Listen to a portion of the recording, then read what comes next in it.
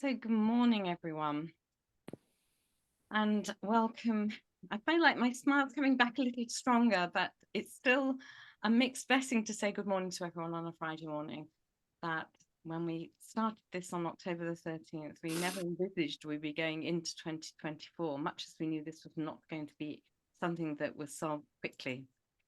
So for those of you who don't know me, I'm Judy Trotter, I head up adult education at JW3.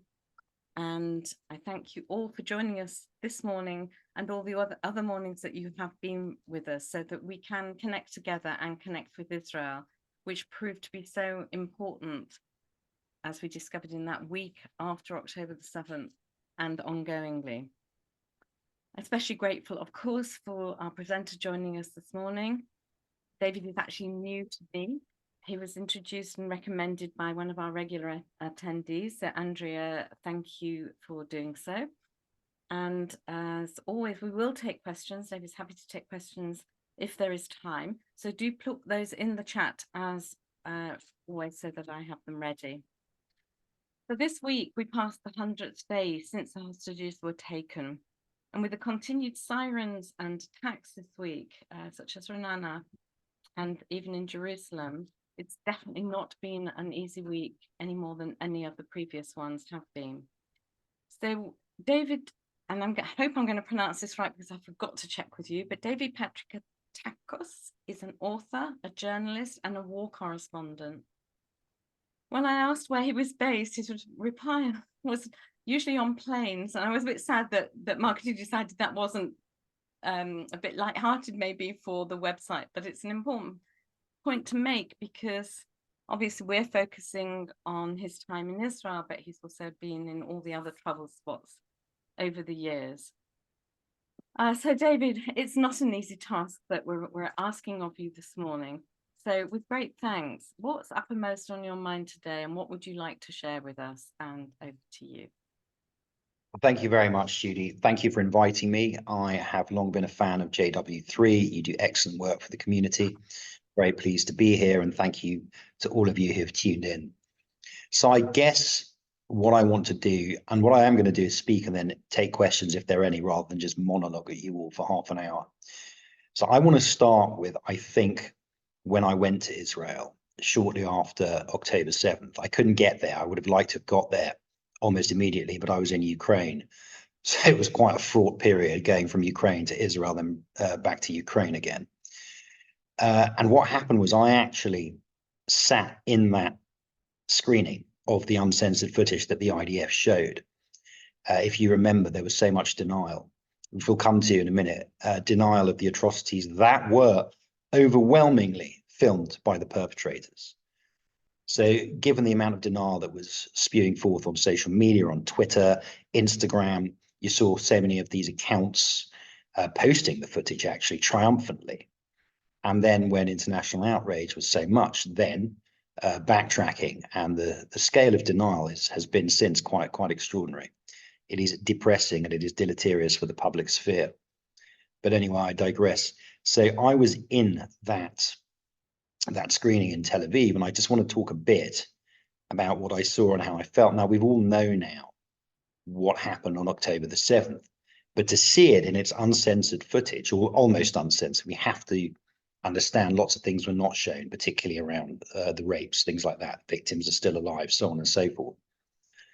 But it hit me on two levels. The first was, I guess, an emotive level.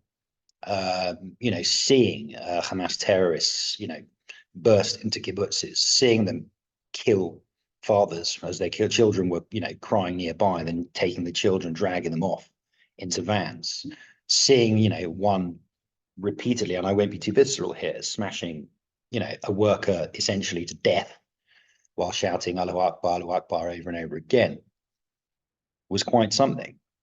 And perhaps one of the most striking things wasn't even visual, it was audio, when there was a WhatsApp message, or not message, rather conversation between a Hamas terrorist and his father. And he is saying, and you all know this, Father, I have killed 10 Jews, I forget the number.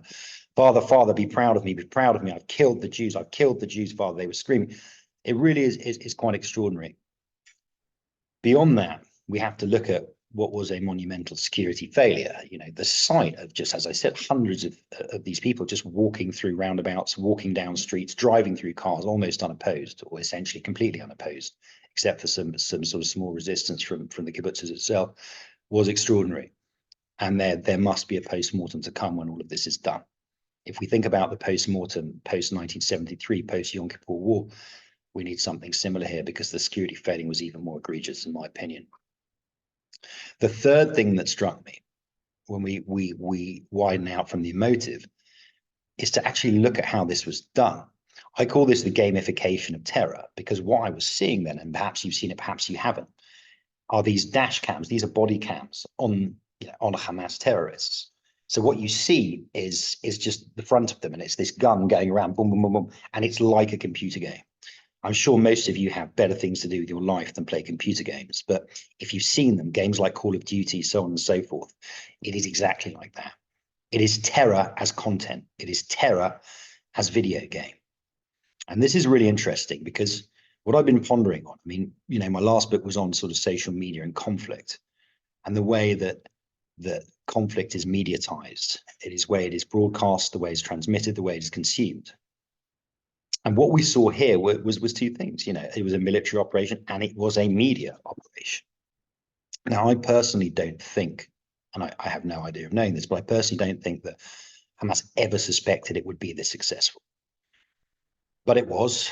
And what we saw again, as I say, is that the dissemination of acts of terror, of acts of atrocity, acts of mass murder disseminated by the perpetrators themselves. And this struck me because in those early days, before the war in Gaza started, there was very little people could do to argue against that. I mean, there's a certain demographic that will just deny everything. Fine, you can just ignore those. Even sort of people that would traditionally be quick to try and deny everything, or try and oppose everything that happens to Israel, or Israel does, had to kind of be a bit quiet, because back then it was, you know, either you were just saying it was deep fake, in which case you're in the realm of a nutter, or you had to keep quiet. So I think what we saw on October the 7th was perhaps a new evolution of all this. You know, it is the broadcasting of terror, the reveling in terror, and making terror a in real time almost media event. And this is very interesting, because traditionally the Palestinians, when they have looked to influence the debate in the West, by which I mean mostly the United States and to a lesser degree Europe. Now, if we look at the wider, broader Israel-Palestinian conflict, it is, I would say, the most mediatized conflict in history. And media plays a very, very particular role in this conflict. And it is this. Now, any battlefield, and I say battlefield, clash between Hamas and Israel, the outcome is predetermined. It's not like Russia and Ukraine. Now it looks like Russia is perhaps getting stronger, but the Russians thought they'd rode into Ukraine and conquer it. The Ukrainians fought them back. On the battlefield, I'm not talking about acts of terror. On the battlefield, Israel, the IDF cannot lose, Hamas cannot win. That's just what's going to happen. The disequilibrium of power is too great. So Hamas's strategy is something else. I want to talk about the way that wars are fought. They're always fought on several levels. First of all is the physical level, the battlefield.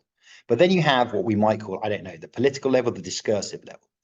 Now, what do I mean by this? I mean very simply this. All armies, all nations, when they go to war, need to be able to justify. If their justification is bad, they will lose the political battle. Let's look at Iraq. Justification was made on the basis of WMDs. Saddam had WMDs, he needed to be taken out. When it turned out he didn't have WMDs, when the political battle was lost, everything else became accordingly much more difficult for the US and its allies. Now, you can argue that the war was also a disaster and that didn't help, but that is fundamentally it. Now, a state like Israel, and that was the United States, you know, it's the most powerful country in the world. And when it lost that political battle, when it lost the argument, so to speak, things kind of unraveled. It lost global sympathy. It was attacked constantly.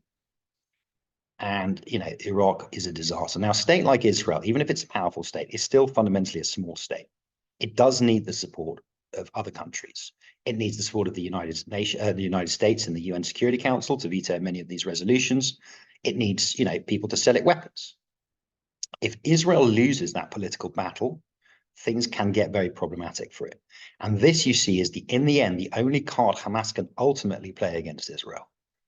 And in the end, what happens is this. Hamas, apart from, as I say, October the 7th, which I'm not dismissing, but I'm saying it's a separate event to the battlefield, Hamas versus IDF fight. Hamas cannot defeat the IDF by killing so many of its soldiers, even though it kills a lot, that it forces Israel to retreat and forces it back. Cannot defeat the state of Israel. The only card it has to play is to fill the airwaves with so many of its own Gazan dead that it hopes that the world will come down on Israel and Israel be forced to stop. Perhaps it will be sanctioned, perhaps it will be isolated, perhaps people refuse to sell arms to it. So we have this paradoxical situation. This is a central paradox of war. So if you look at, let's take the example of Napoleon. Apparently there's a dreadful film out about Napoleon at the moment. So Napoleon marches on Moscow. Now, every battle Napoleon wins, every battle he wins, every inch of ground he gets towards Moscow, he becomes weaker. The Russians, because he's getting further and further away from his own lines. So every victory for him, he gets weaker and weaker. The Russians, conversely, the more they get defeated, the more they fall back, the stronger they get. And this is what we have a central paradox in the state of Israel, which is this. The more Israel defeats Hamas in Gaza, the more Hamas people are killed, the more destruction is visited on its training camps, facilities, and so on, the weaker it becomes politically. The more Hamas loses, the more of its dead it can show to the world, the more it wins politically. And ultimately, this is the only way it can hope to defeat Israel, apart from inflicting horrendous terror atrocities on it. So in a sense, Israel is damned both ways, and Hamas, obviously, what is happening in Gaza to Gazans is horrendous as well. This is Hamas's strategy. Now, in a sense, I suspect part of the strategy of October the 7th was to try and do this. The arc of history was bending away from Hamas. We saw the Abraham Accords, and then there was the coming normalization with Saudi Arabia. So they were worried about this. And I think this is what was behind much of this, beyond the desire, obviously, to kill Israelis. And actually something more. And this is actually one thing I want to go back to when I sat in that screening. And then I'm going to move on to my next point. And it is this, and I said this to the BBC and to all the other people that interviewed me. And I said it, and I will repeat it again, almost verbatim. There are serious, legitimate questions to be asked and discussed about occupation and so on and so forth. What I saw in that room on that day was something different. It was people just wanting to kill Jews. Nothing to do with anything else. Nothing to do with anything else. I really want to make that point and leave you with that point about October 7th from my vantage point, sitting in that room and seeing it firsthand. Moving out, I want to actually look at the broader political aspect of all this, and that is mainly Iran, I would say. Now, I'm half Iranian, Iraqi, Jewish. I grew up with Iranians, and my first book was on Iran. So I know something about the country and its politics. Obviously, Hamas is not to the same degree Hezbollah is, but it is an Iranian proxy, we can say, I think. It is funded and trained by Iran. Now, what we're seeing now, and this is something that is actually going to be central to my new book, so don't tell too many people. What we're seeing now, I think, is the congealing of the international order into two clear sides. On the one side, we have what I would call the American order, the US and its allies, defending what we call the status quo, that post-war Bretton Woods international order. And what we have now are a series of powers. They're often called an axis of resistance, but this is overstated. They're not an axis. There's not very much that links Iran, theocratic Iran, to gangster state North Korea, to communist China, and so on. But the one thing that draws them all together, that binds them all together, is this desire to punch holes in that American order wherever they can. So I say now that there is a front line that runs from Kiev to Gaza between the West and the rest, the American order and those who oppose it. Central to this is Iran. Right now, the US is engaged in both Ukraine and Gaza. There is a belief within Iran, and indeed in Moscow and Beijing, that the US is overstretched, that the US is declining. I'm not saying it is, I'm saying this is the belief, and that now is the time to punch holes wherever it can. And this is what I think we're seeing. People ask me every day, what is Iran doing? Now it's fighting Pakistan. We see right now, Iran's proxies are fighting against Israel through Hamas in Gaza, through Hezbollah in Lebanon, via the Houthis, who are now trying to strangle international shipping. And of course, obviously, it's various proxies in Syria that Israel has struck recently. We are seeing the rise of a new coldish to hottish war with those two clear sides. And what I realized as well is actually now, I think the Jews are fairly central to this. Anti-Semitism, as we all know, never really says very much about Jews. It always says a lot about the societies in which they live. So in medieval Europe, Jews were Christ killers. You know, medieval religion-addled Europe, Jews were Christ killers. In the 19th century, they were symptomatic of the exploited bosses. In the 20th century, with its racial pseudoscience, they were seen as subhuman. What we're seeing now is very interesting, the way anti-Semitism works. You know, it doesn't come from those, you know, high watermark agents of the 20th century, political parties, charismatic leaders. You know, there is no Oswald Mosley in England. You know, there isn't really an Oswald Mosley in Trump in America, although people say there aren't big Nazi parties. There are Nazi parties, but they're not big ones. It's not mass parties leafleting against the Jews. Instead, what we're seeing is that in the 20th century, you know, well, let's go two things. First of all, what we're seeing is anti-Semitism emerging on pseudonymous X accounts, Facebook groups, Instagram stories, TikTok activists. It is coming from a different area, and it is symptomatic of our states now, which are kind of culturally not confident, internet saturated, unable to deal with sort of politics of mass migration and universities. And the universities is really, really interesting. You know, in the 20th century, Jews were seen as alien and something hostile to these great European civilizations. They were seen as parasites or whatever on the great Aryan civilization. Now, many universities have become bastions of radical opposition to this American order, and the Jews are seen as symbolic of it, and Israel is seen as symbolic of it. And I now believe that we're in a situation where countries like Ukraine and Israel are kind of outposts on the frontier of this new clash of the front lines between what I call the American order and those who oppose it. So those are some of the things I think that I've been thinking about over the last 3 months. There are many, many other things that throw into the mix. You know, we're talking about an international order that in many ways is no longer fit for purpose, especially with the coming of AI, of technology and these sorts of things. Right now, and if it gets past the lawyers, they're very nervous. I'm running a big piece on, you know, the capture of UN institutions by Hamas. Now, I don't want to blanket bash the UN. It's obviously highly flawed, but in the end, you need international agencies to send aid to places to work with refugees. You just do. But, you know, an agency like UNRWA, as I'm sure you all know, the UN Refugee Works Agency, which is very active in Hamas. I just want to, this is a final narrower point, but I just want to talk about the types of things that Israel is facing and also that the international community is facing in terms of what's coming out of Gaza and the information. Now, UN agencies are mandated wherever they go to work, first of all, with the local authorities, which is completely fair enough. Problem is in Hamas, in Gaza, the local authorities are Hamas. The second thing is that they are mandated to be staffed by locals, which is again entirely fair enough. You work in a country or an area, you should probably have people who live there and understand it and speak the language and so on. So on its own website, UNRWA says there are 10,000 employees in Gaza. Israeli sources told me it was slightly more, doesn't really matter. But I was told that there are about 24 to 26 foreign workers there.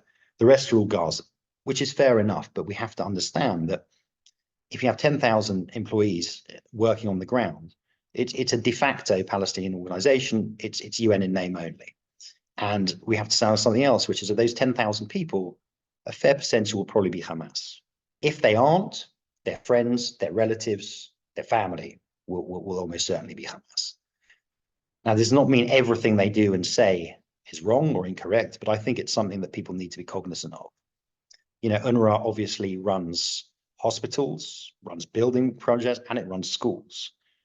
And, you know, there have been huge problems, and these are documented by the EU, which threatened to withdraw funding by various bodies around in Europe and indeed North America of textbooks promoting anti-Semitic caricatures of Jews and so on and so forth. And in the end, these things, they go to prolong the conflict. Cannot be peace with them. That does not mean that there is no fault on the Israeli side. Of course there is. But all of these things serve to prolong the conflict. And it's much worse when it comes from a UN agency than either Israel or Palestine, who are both parties to this conflict. I think that's about it. There's 10 minutes left that I'd like to leave open to some questions. I hope that's been interesting, and just try to get a sense of starting from the very now and broadening out to where I think we are in all of this, both the emotive and the analytical. So yeah, if anyone has any questions, please ask. Thank you so much, David. And again, as every week, it's such a different way of looking at it and what you've experienced. And I just wanted you to ask you just for a moment, just shift so that people can see what's behind you, which is very unusual. This, We have yeah, sorry, this is my move place back that now and be comfortable, but yeah, I'm not doing it deliberately to show it off, but there's not really anywhere else. Yeah, it happened to be there, and I went, actually don't move it because it's part of the story. Well, I rented this place and it had this mannequin, or not mannequin, this mannequin torso. So I just thought I'd put it on there because usually I just stick it in the back of my cupboard. Absolutely. So we'll start with what do you think will happen next? And in Alan's words, sorry, we just moved you. What do you see as the end game for Israel? It's a nice, easy question to start with. Well, what happens next? Look, it depends, right? I mean, Israel is facing serious pressure. You know, I talk about the political battle, the discursive battle. To wrap this up quickly, look, in some senses, not all, you know, look, there has been a lot of, I mean, look, it's war, right? I get it. I mean, I experienced the war a lot. You know, the opening and fire of the hostages wearing, you know, waving white flags. There's been a lot of chaos in this war, but I know that Israel has a window that the United States have given them to do this, to finish this. And probably in a sense, and this is only my opinion, this has probably made the collateral damage worse. The IDF told me they need 9 months to do this properly, going on the ground, but the shorter window they have by the Americans means they've had to be, you know, a lot more sort of, I guess, blunt, for want of a better word. What happens next, though? I don't know. I worry about this slightly, I'll be honest with you. In the beginning, I went and saw the IDF and I said, well, what's the plan? And I was told the plan is that Hamas will never, ever again be in a position to govern Gaza and do this again. And I said, right, so are you going to reoccupy Gaza? No. So do you want the Palestinian Authority to occupy it, to run it? No. I'm not sure what the plan is. I'll be honest with you, and it is a cause for concern. I think the Hamas terror network has been degraded a lot.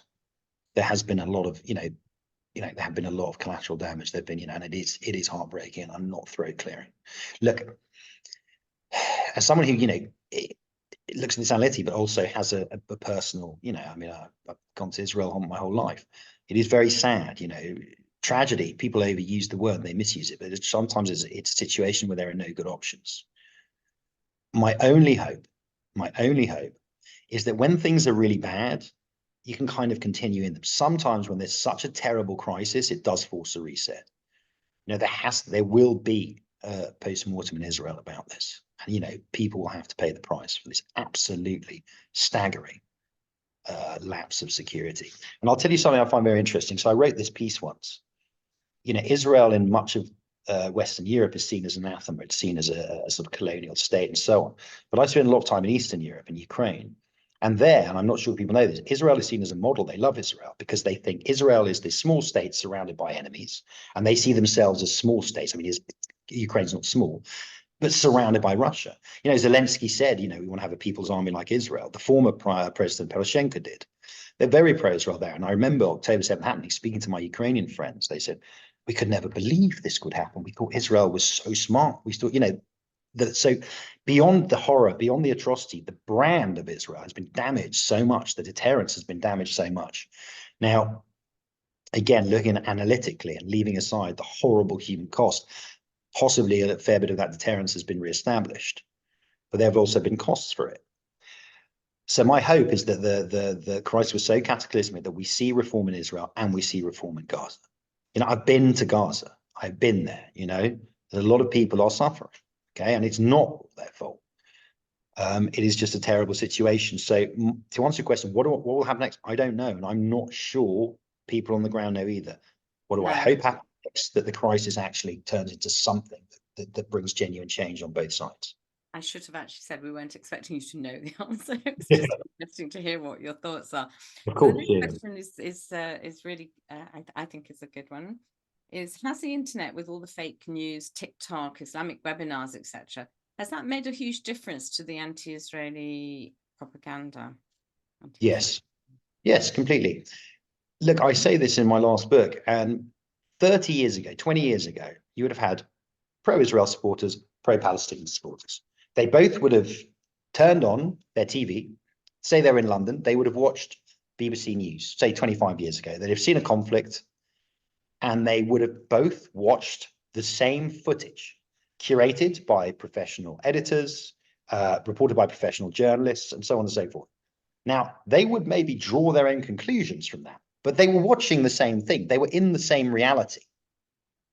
You know, you choose your reality by who you follow, who you share, who you tweet, who you post.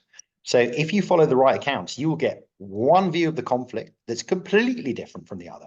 And here's the thing. There's no scope for discussion or argument, because you're like, well, I've seen it, I've read it, I've heard it. So you're not wrong, you're a liar, because I've seen it, I've heard it. So it breaks down. As I said, it's very deleterious for the public sphere. So absolutely, absolutely. What actually, let me do a final thing. What I found most depressing is the fact that and I repeat this because it's a very important point that we never have to stop reading. This footage was done by Hamas people. Okay, there's some of terrified, but it's mostly Hamas people. And still the level of denial. It's absolutely staggering. Yeah, thank you. Thank you, Kay, for the question. And Jacqueline asked the one that we have, I think I told you we would have every week, which is Netanyahu.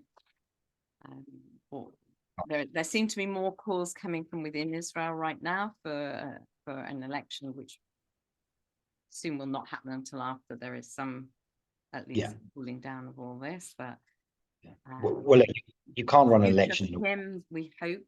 But what do you think? Look, I've never liked Netanyahu. Okay, I think what he did in terms of stirring up hate led to the that atmosphere that led to the assassination of Yitzhak Rabin was disgraceful. And I've never thought he was. Look, he's a very smart guy. He's a very good politician.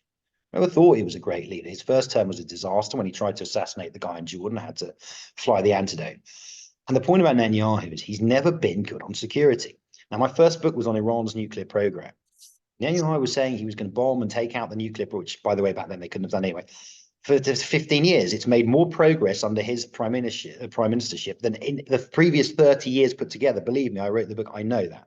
I never liked him. He's been very good at diplomacy in Africa, and he's smart and he's polished.